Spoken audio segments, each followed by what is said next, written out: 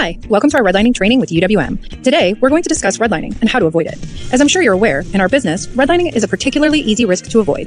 Redlining is defined by the Consumer Financial Protection Bureau, the CFPB, as an illegal practice where people living in a certain area or neighborhood are not given the same access to loans and other credit services as people in other areas or neighborhoods on the basis of race, color, religion, gender, sexual identity or orientation, national origin, disability, familial status, marital status, age, or participating in public assistance programs.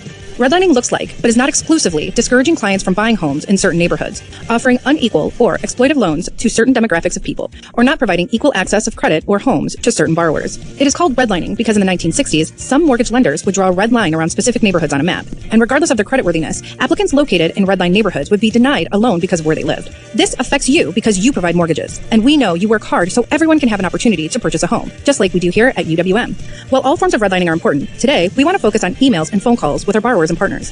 Recently, the Department of Justice, DOJ, and the CFPB enforced the ECOA Equal Credit Opportunity Act against a mortgage company with an enforcement action of over $20 million. Well, it wasn't the only reason. One of the judgments was because of internal emails with racial slurs and derogatory content.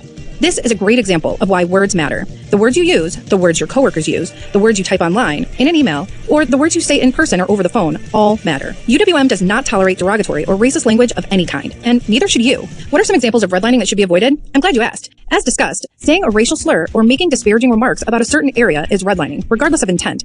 And while you may think a phone call is private, it's not. Just about every large business you call has a recording at the beginning that repeats some variation of, "This line is recorded," right? Thinking about that, the words used during a conversation need to be considered. Let's look a little closer. Let's say you have a conversation with a borrower, and they mention some homes that they are interested in looking at. You mention that one of the addresses isn't in a good neighborhood. That simple statement is redlining. You appear to be discouraging your client from purchasing in a specific area. Say you're speaking with another broker who just told you that the south side of their town is not a desirable neighborhood, so they don't work in that area and will turn away clients who live or want to live there. It's a shocking statement, but it's also redlining. Not only because they're turning clients away from that area, but also because they're not providing equal access of credit to those consumers. Referring to a socioeconomic group of people is redlining. Let's say you overhear another broker talking to their account executive, and the broker says, "We don't usually like to lend to those people, but the law says we have to."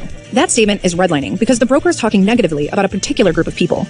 Just like many phone conversations are recorded, emails are recorded too. The information that is typed in an email could exist for a long time, so we need to monitor how we say things in an email. For example, an email is sent by a broker to their account executive that has a map attached. On the map are areas circled in different colors.